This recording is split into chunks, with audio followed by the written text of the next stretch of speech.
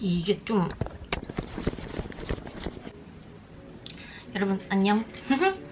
제가 8월 말에 가슴 수술을 해가지고 지금이 12월이라서 4개월 조금 안 된 3개월에서 4개월 사이 정도 됐거든요.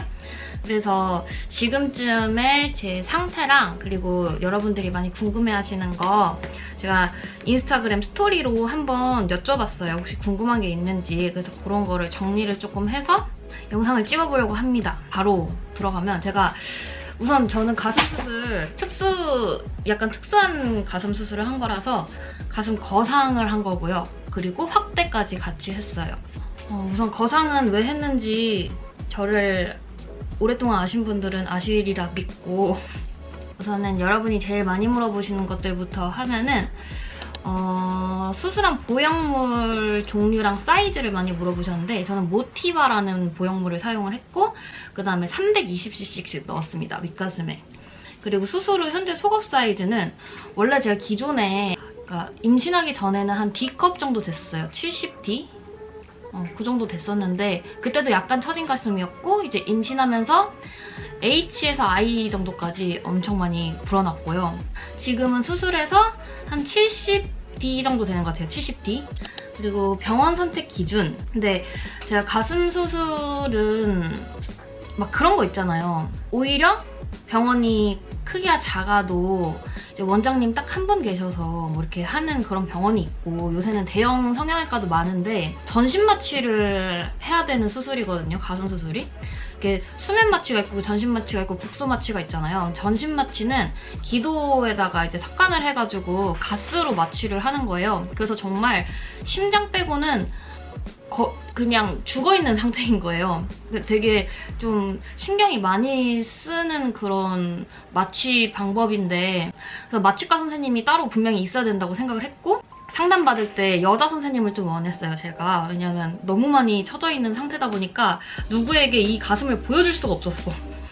그래서 여자 선생님을 원해가지고 여자 선생님 있는 곳으로 갔고 특히 그 여자 선생님께서 이제 유나랑 동갑인 아가가 있으시더라고요. 그래서 이거에 대한 스트레스를 되게 많이 공감을 해주셔서 그 부분에 대해서 제가 좀 더 마음이 갔던 것 같아요. 그 좀 제가 큰 병원에서 했는데 병원이 크다 보니까 이제 뭐 혈액 검사부터 좀 이렇게 되게 세밀한 그런 검사까지 한 번에 다 할 수가 있어가지고 거기서 진행을 하게 된 거고 그다음에 현재 가슴 상태. 저는 너무 회복이 빠른 사람이라서 처음 빼고는 너무너무 편하게 지내고 있고요. 뭐 만지거나 아니면 엎드리거나 하는데에도 부담이 전혀 없는 상태입니다. 지금 거의 가슴 수술을 했는지도 잘 까먹을 정도로 그냥 일상생활에서는 거의 큰 문제가 없다. 그다음에 이것도 진짜 많이 물어보셨어요. 운동은 언제부터 할 수 있는지. 근데 이건 정말 사람마다 너무 달라요. 저는 절개 부위가 굉장히 크거든요. 가장 절개를 많이 들어간 O자 거상이라고 이제 유린만 절개하는 게 있고 유린에서 수직 절개하는 게 있고 거기 밑가슴까지 같이 째는 O자 거상이 있는데 저는 O자로 했어요. 너무 처짐이 심해서. 이건 처짐에 따라서 절개 방법이 바뀌는 거고 저는 근막하 수술이라고 보형물이 근육에 좀 제한을 적게 받는 그런 방법으로 해서 사실 뭐 움직일 때 근육이 너무 아프거나 이런 통증은 없었어요. 근데 절개 부위가 크다 보니 뭔가 이제 제가 중량을 들거나 했을 때 이 절개 부위가 벌어지면은 큰일이 나잖아요. 그래서 그런 것 때문에 선생님이 한 2달간은 쉬세요라고 했는데 제가 또 말을 안 듣지 않습니까? 그래서 저는 되게 빨리 운동을 시작한 편이었고 그게 한 일주일? 수술한 지 일주일쯤 하체 운동 시작하고 이제 어깨 운동이나 이런 건 한 2주쯤 시작을 했는데 물론 중량은 그렇게 많이 들지 않았지만 제가 회복력이 되게 빠른 사람이에요. 그리고 이렇게 찢어져도 금방금방 붙는 스타일이어가지고 그렇게 운동을 했지만 저처럼 운동을 해서 분명히 부작용이 나시는 분들도 있을 거예요. 그러니까 본인의 상태를 보시고 제가 생각했을 땐 적어도 한 달은 쉬는 게 좋다 이렇게 생각을 하고요. 그다음에 흉터 흉터도 되게 많이 물어보셨는데 제가 흉터가 엄청 큰 수술이라고 했잖아요. 그래서 아직까지는 있어요, 흉터가. 이게 완전히 없어지려면은 뭐 몇 달 걸리는 건 아니래요. 뭐 한 1년 정도 걸리는 것 같은데 점점 옅어지고 있고, 사실 이 흉터도 이렇게 보면 없잖아요. 제가 오늘 가슴 잘 보여드리려고 브라탑을 입었는데 이것도 이렇게 보면은 흉터가 여기선 안 보이잖아요. 여기에서 이렇게 흉터가 보이는 거라서 사실 우리가 일상생활에서 입는 의류를 입었을 때 전혀 흉터가 보이지 않아서 저는 이런 건 신경을 별로 안 쓰는 타입이라 나쁘지 않은 것 같은데, 우선 흉터는 있어요. 그리고 보형물을 안 넣어도 되는지, 근데 저는 처짐이 굉장히 심했고, 그리고 원래부터 이렇게 작은 가슴은 아니었는데 왜 보형물을 넣었냐 이런 것도 많더라고요. 저는 처짐이 심했기 때문에 그만큼 절개하는 부위도 컸어요. 안에 몽우리는 이미 다 빠져있는 상태였고요, 수유를 하느라고. 그래서 이걸 넣지 않으면 제가 원하는 그런 가슴의 모양을 만들기가 힘들다고 해서 저는 보형물을 넣었고요. 선생님이 또 하시는 말씀이 지금까지 계속 큰 가슴으로 살아왔는데 보형물 안 넣으면 분명히 만족하지 못할 거다라고 하셔가지고 저는 선생님의 말을 전적으로 따른 케이스고 너무 만족하고 있습니다. 그리고 촉감이 어떤지, 제가 이게 모티바라는 보형물을 넣었다 했잖아요. 근데 보형물의 종류에 따라서 조금 촉감이나 이런 모양이 다 달라진다고 하더라고요. 근데 모티바는 굉장히 자연스럽고 그 끝에 마감 처리가 되게 둥글둥글하게 생긴 아이라서 약간 볼륨감보다는 자연스러움이 더 특징인 그런 보형물이라고 알고 있는데, 만졌을 때는 처음에는 되게 땅땅했거든요. 그래서 약간 보형물이 만져졌는데 지금은 많이 이제 가슴도 내려오고 모양도 자연스러워지면서 그냥 제 가슴이에요. 이거 만져보라고 하면은 모를 수도 있을 것 같아. 그리고 일반 자연인 느낌인지 약간 부자연스러운지, 이게 가슴이 본인이 원하는 스타일이 있을 건데 가끔씩 보면은 약간 박공기를 엎어놨다 라는 느낌의 가슴이 수술이 된 그런 가슴이 있어요. 근데 전 옆으로 봤을 때 이렇게 튀어나오는 거 없이 되게 자연스럽거든요. 이것도 저는 조금 되게 자연스럽게 된 가슴 수술이다. 이렇게 보면은 되게 자연스럽거든요. 근데 이거는 이 보형물의 차이도 있을 것 같고, 이게 시간이 지나면은 가슴이 점점 내려와요. 처음엔 여기 보형물이 여기 있다가.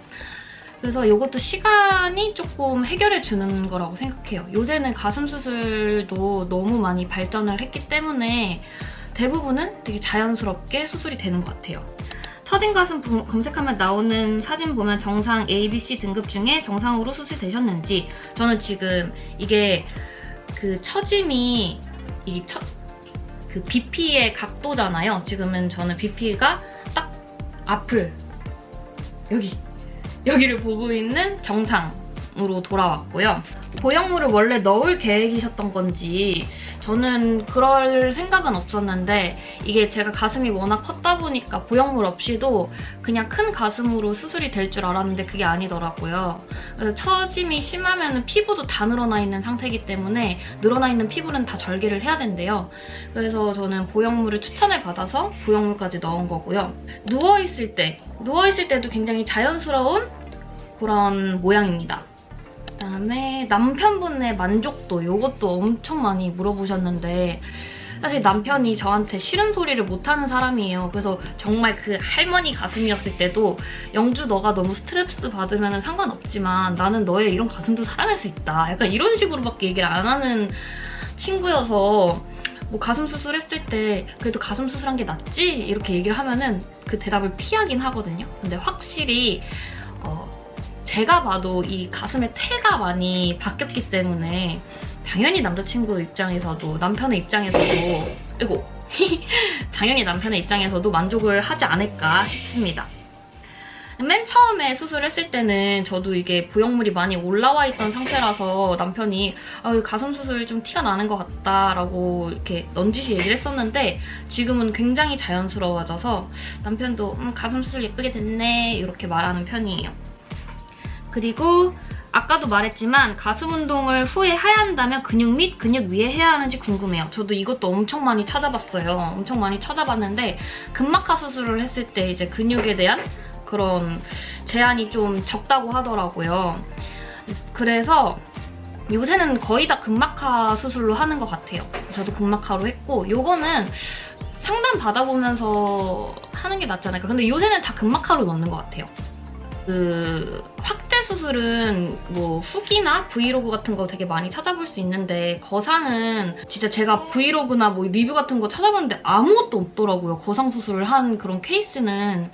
그래서 뭐 확대 수술은 확대 수술은 다 아프다고 하고, 그래서 거상은 진짜 얼마나 아플까 저 너무 걱정을 많이 했었는데, 제 브이로그 보신 분들 아시겠지만 저 수술한 지 일주일 만에 운동 나간 것처럼 너무 저는 고통이 없었다. 근데 제가 고통에 대한 그게 좀 광범위해요. 너무 아프지 않는 이상은 아프다고 생각을 잘 안 하는 사람이긴 해가지고, 이 고통을 느끼는 것도 사람이 다 다르잖아요. 근데 저는 가슴 수술은 할만하다, 별로 안 아팠다, 이렇게 말씀드릴 수 있을 것 같고. 이거 너무 밝나? 오히려 저는 코 수술이 더 아팠어요. 너무 불편했고, 막 코 수술은 숨도 못 쉬고 그러는데 가슴 수술은 이렇게 처음에만 아프고, 그리고 제가 절개 부위가 되게 컸다고 했잖아요. 그래서 실밥 뽑는 것도 되게 많이 궁금해하실 것 같아요. 실밥은 저는 2주 후에 뽑았는데 실밥 뽑는 것도 하나도 안 아팠다. 뽑고 있는지도 몰랐어요. 저는 뭐 부작용이라는 것도 딱히 없었고, 만족도도 굉장히 높은 상태고요. 정말 이게 제가 진짜 가슴 수술 하기 전에 가슴은 일상생활이 불가능하고 일상복을 입지 못할 정도로, 제가 엑스레이를 한번 찍으러 갔어요. 출산하고. 근데 그때 크롭티를 입고 갔는데 브라를 탈의를 하고 그 크롭티만 입고 나와서 엑스레이를 찍으라는 거예요. 가슴이 아래로 삐져나올 정도로 많이 처져 있는 상태였는데, 그렇기 때문에 정말 일상생활에 지장이 있을 정도로 가슴이 많이 처져 있는 상태였어서 당연히 만족할 수밖에 없고, 네, 그렇습니다. 여러분, 이번 영상이 도움이 되셨으면 좋겠고요. 그럼 다음 영상에서 만나요. 안녕!